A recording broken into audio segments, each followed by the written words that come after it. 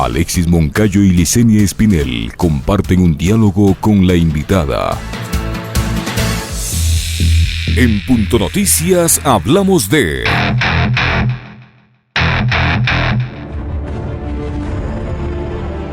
El saldo de octubre de 2019 fue muy alto. 11 familias perdieron a sus seres queridos y muchos de los manifestantes fueron reprimidos al punto de perder uno de los miembros de su cuerpo, como es el caso de nuestra invitada Yajaira Urresta, quien perdió su ojo en el marco del paro nacional provocado por la firma del decreto 883.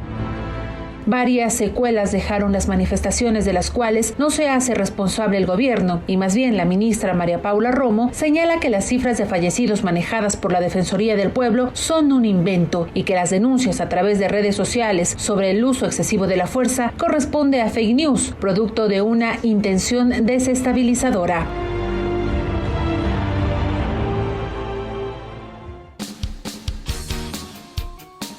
8 de la mañana con 13 minutos, 8 con 13 minutos. Saludamos y damos la bienvenida a Yajaira Urresta, comunicadora y diplomada en Derechos Humanos, víctima de la represión de octubre de 2019. Yajaira, ¿cómo está? Buenos días, bienvenida. Les saludamos a Cayo y quien le habla, Licenia Espinel.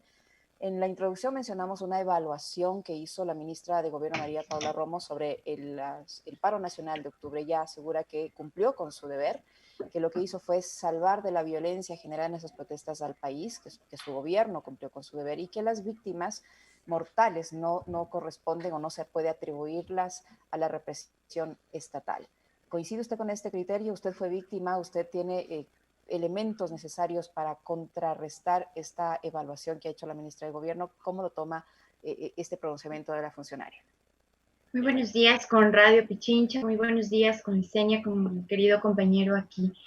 Realmente escuchar este tipo de declaraciones ya no causan admiración. Como nosotros los quiteños tenemos una frase, ¿qué ladrón dice que sí robó? Justamente es lo que estaba ocurriendo.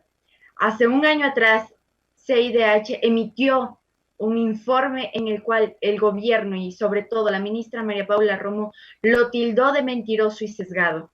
Al escucharle a ella hace pocos días, ese video es mentiroso y sesgado, porque ni siquiera las personas que fueron torturadas o las personas que fuimos mutiladas somos parte de un estudio o una estadística. Somos invisibilizados. Y al decir que las personas que fallecieron fueron por otras causas, más no por la represión brutal por parte de la policía y el gobierno, realmente eso nos afecta mucho más.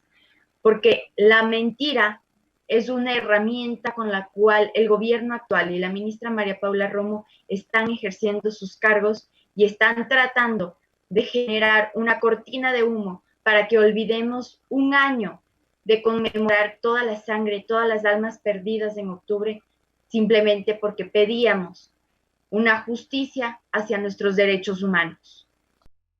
Usted, días después de lo sucedido, del lamentable acontecimiento que le costó uno de sus ojos, dio una entrevista en una radio colega acá en la capital de la República, donde reveló lo que había sido uno de sus encuentros con la ministra de Gobierno.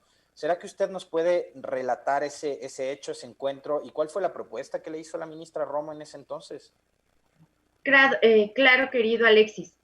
Justamente el martes 29 de octubre yo tuve una cita con la ministra María Paula Romo y voy a dejar muy en claro, no porque yo la haya pedido, sino que por medio de una intermediaria que también es defensora de los derechos humanos, se me contactó a mí y se me pidió que vaya a la plataforma norte, edificio verde, 5º piso, sin estar en compañía de nadie, ni mucho menos de un abogado. Como era a los pocos días de mi atentado y la pérdida ocular de mi ojo izquierdo, acudí con mis padres debido a que no tengo hasta el día de hoy, un año después, no tengo capacidad de profundidad. Y hace pocos días de mi atentado, peor lo podía ver y observar bien el panorama en el cual yo me encontraba pisando. Acudí junto a mi madre. Estuvo una señora que después de hacer mis denuncias en los debidos medios, la señora me atacó vía Twitter y sé que es de apellido León. Nos acompañó esta señora, estaba mi madre, mi persona y la ministra junto a mi lado derecho, en donde se me preguntó qué era lo que había ocurrido. lo relaté con lujo de detalles para que no se salte ningún punto neurálgico sobre los hechos. Después de ello, la ministra anunció de que se apenaba mucho, pero que ella estaba muy atenta y estaba gestionando los debidos procesos de los policías y también su cuidado mental. Después de 12 días de paro, ellos se encontraban desestabilizados. Después de ello me dijo, y bueno, en nombre de la amistad, dime cuánto es lo que tú quieres o qué es lo que tú quieres. Realmente, querido Alexis, después de esas dos preguntas, fue el segundo bombazo que recibió mi cuerpo, porque el querer callarme, el querer sobornar y el querer que yo me venda, no es que se vendía ese día Yajaira Urresta, vendía a mis demás compañeros porque somos muchos los que perdimos partes de nuestros cuerpos y otras familias perdieron a gente muy querida para ellos. Por ese motivo es que yo di una negativa y desde ese momento, mi querido Alexis, la persecución y la intimidación, las amenazas de muerte hacia mi familia son constantes. Jair, un poco para ubicar a nuestra audiencia en el contexto, yo quiero ofrecerle disculpas, pero le tengo que decir que nos vuelva a comentar en qué contexto se produjo la herida que posteriormente le costó uno de sus ojos. ¿Fue por una bomba lacrimógena? ¿Cómo ocurrió? Porque al estar los policías utilizando bombas lacrimógenas, es un arma, se puede decir que es un arma de dotación, un arma que está dentro de su reglamento.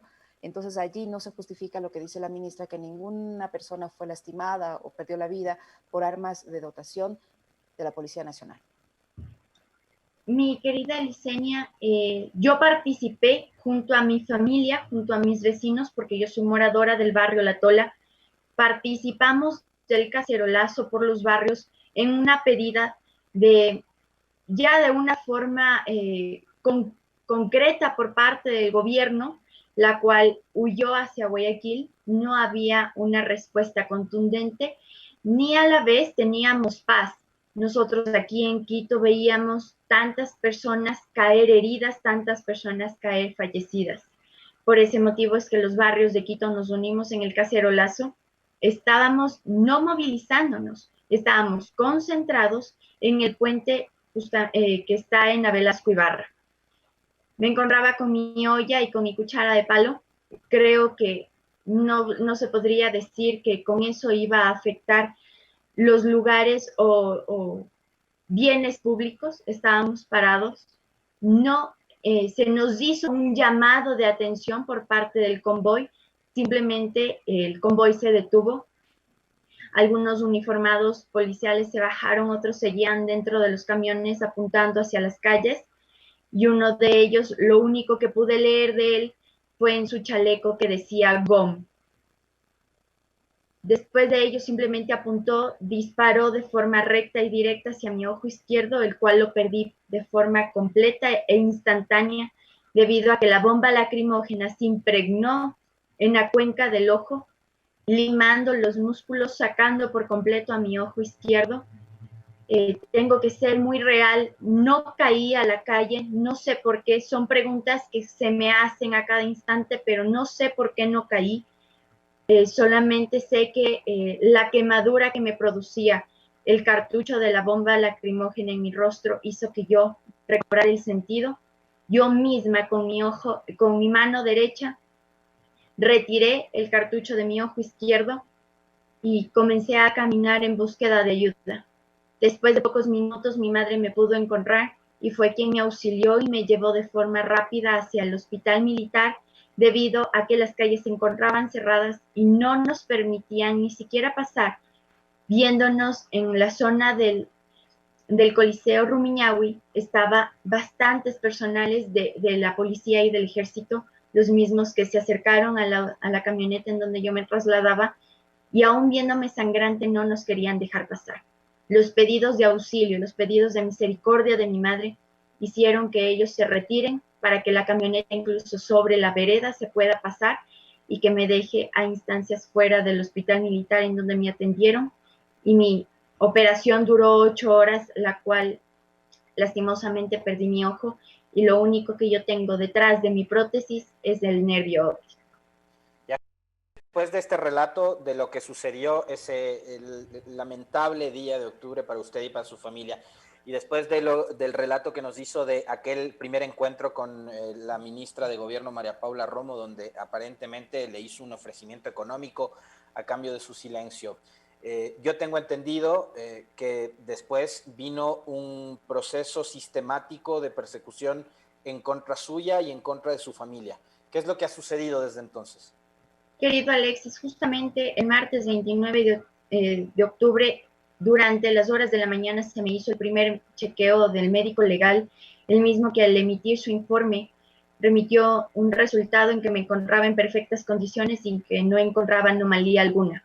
Justamente después de ello, también tuvimos persecución dentro de las instancias judiciales debido a que no se me permitía ingresar mi denuncia ni tampoco la solicitud de un nuevo médico legal. La Policía Nacional, en motos, en autos, en aeros policiales, con drones, han vigilado constantemente mi casa, han amenazado a mi padre de muerte recurrentemente y justamente días antes a ingresar nosotros a la pandemia y estar dentro de nuestros hogares, mi padre fue amaniatado, fue golpeado y fue amenazado. En cuanto yo seguía denunciando estos actos, yo lloraría sobre el féretro de mi padre. Esas fueron las palabras y estoy omitiendo algunas que son demasiado groseras y soeces. Realmente, querido Alexis, incluso en la pandemia, un aero policial sobrevoló mi casa llevándose el tejado que es de zinc. Drones han estado fuera de mi casa de la misma manera, carros polarizados y sin placas, pero con elementos policiales dentro. Son cosas del accionar de este gobierno y sobre todo de la ministra María Paula Romo, quien comanda la Policía Nacional, y son quienes, incluso de una forma grotesca, han tomado fotografías a mi hijo entrando o saliendo de la escuela cuando nosotros aún no teníamos este tipo de pandemia. Creo que afectar no solamente mis derechos, sino sobre los derechos de un niño, de un menor de edad, también pone en sobreaviso el tipo de dictadura que vivimos. Yajaira, ¿qué ha pasado con los responsables del accidente que le costó a usted un ojo? ¿Se ha establecido algún responsable? ¿Alguien está pagando de alguna manera por lo ocurrido? ¿Qué ha pasado con eso? ¿Se conoce después de un año de este lamentable hecho quién fue el que le produjo la herida, que le costó el ojo? ¿Está responsabilizado judicialmente? ¿Qué ha pasado con el tema? Querida Liceña, nosotros tuvimos como resultado en todos los medios tradicionales que ya tenían apresado incluso quién le afectó a Freddy Paredes en su cabeza. Pero de las víctimas que somos consideradas contrarias al gobierno, que somos consideradas una amenaza, golpistas, o que incluso, como me habían dicho, que soy parte de una red delictiva, no tenemos respuesta alguna. Nosotros sí, como víctimas, hemos tratado de presentar las pruebas oportunas para los debidos procesos. Primero, para que no se nos dañe nuestra integridad y nuestra dignidad de seres humanos, que se nos quiere tildar como personas delincuenciales. Pero la Fiscalía, puedo decirlo, que la Fiscalía ha remitido innumerables pedidos de información hacia las instituciones y hacia el Estado Nacional, pero ninguna de ellas ha emitido información alguna. Los casos se encuentran detenidos porque no hay información, no se brindan las herramientas para el debido proceso legal, ni mucho menos para una investigación. He cumplido justamente el lunes que viene, lunes 12, cumplo un año de mi atentado y no tengo caras, no tengo rostros, no tengo firmas, ni mucho menos tengo nombres de las personas que primero solicitaron la detención de los convoys dentro de lo que es mi barrio. Tampoco hay nombres de las personas que tuvieron la orden directa de disparar directamente hacia los cráneos y los cuerpos, ni mucho menos tengo el rostro de mi verdugo. Voy a cumplir un año, pero sin respuesta alguna. Yajaira, hay una duda que a mí me queda, porque digo, la indignación debe ser distinta. Yo lo viví en ese momento como periodista y como ciudadano. Yo no tuve a ninguna persona cercana que haya padecido o haya pasado por un episodio tan lamentable y tan triste como el suyo y el de su familia. Pero, digamos, lo he vivido de cerca también, porque hemos tenido la oportunidad de conversar con usted, Yajaira, en varias ocasiones sobre este episodio tan triste y tan lamentable. Después de eso, hubo varios intentos en la Asamblea Nacional para llevar a juicio político a la ministra Romo, intentos que no prosperaron. Hemos visto cómo ha actuado esta Asamblea Nacional, que es una vergüenza absoluta, ¿no? Con la compra de conciencias, con el reparto del Estado para bloquear los pedidos de juicio político, para aprobar leyes y demás. ¿Cuál es, digamos, la reflexión que a usted le queda después de haber vivido lo que vivió en octubre de hace un año y de ver que no existen responsables ni en materia judicial ni en materia política de los acontecimientos? Porque la represión de octubre del 2019 tiene clarísimos responsables políticos, responsables que incluso en entrevistas en medios de comunicación admitieron haber utilizado bombas lacrimógenas caducadas y que hoy, digamos, están muy campantes y están incluso poniendo en tela de duda el trabajo que hizo la Defensoría del Pueblo, que fue, si no me equivoco, y ustedes dos, tanto Yajaira como Licenia, me van a corregir, pero fue una de las pocas instituciones públicas que operó, que trabajó y que estuvo permanentemente vigilante de los derechos humanos durante el mes de octubre. ¿Qué siente usted al ver una asamblea impávida, una asamblea inmóvil, y de ver que no hay responsables políticos de los acontecimientos de hace un año?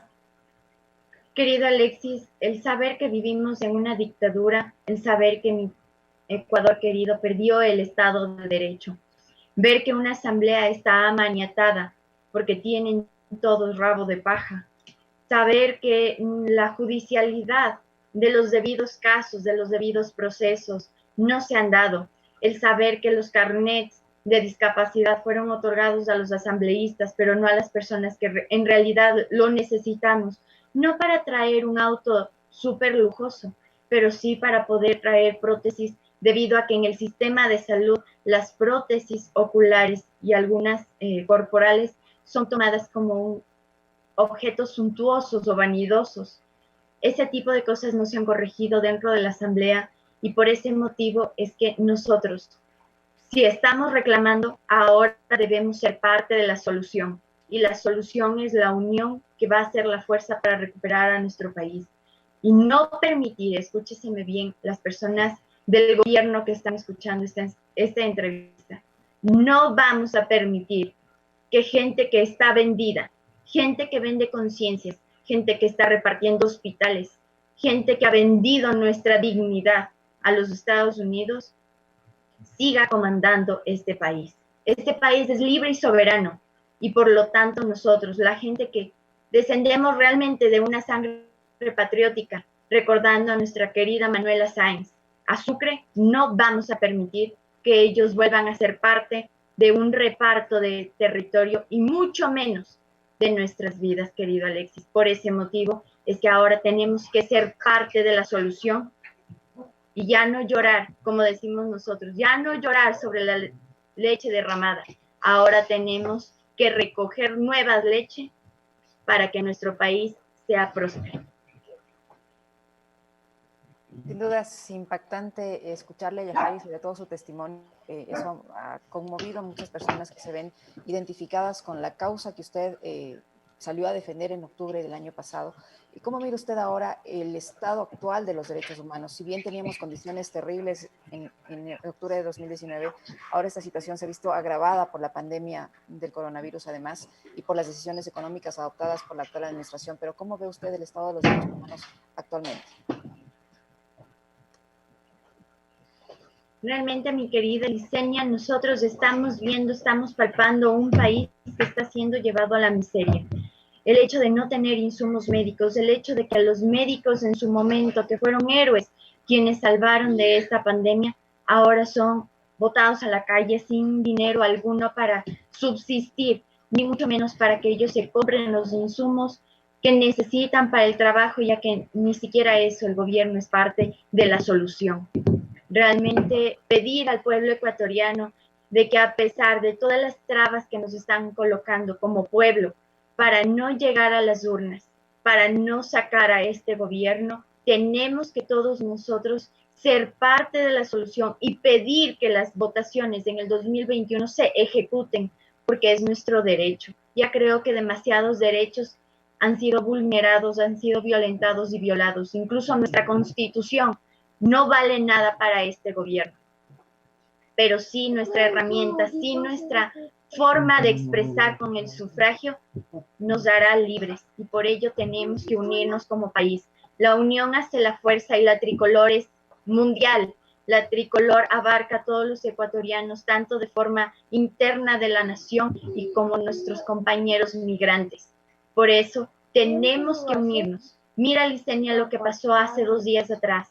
Nuestro querido compañero Virgilio Hernández fue apresado de una manera arbitraria y sin razón alguna. Por ese motivo y gracias por este espacio, hago responsable al gobierno de Lenín Moreno y a la ministra María Paula Romo de cualquier atropello más que se nos haga a las víctimas, sobre todo a Yajaira Urresta y su familia. Si algo me pasa o si pasa algo a mi familia, los responsabilizo de forma precisa y frontal, porque realmente las cosas que están sucediendo, la aprehensión de Virgilio, los drones en las casas de los compañeros y compañeras que hemos estado en lucha de nuestros derechos, no es casualidad. En Punto Noticias, la noticia vive.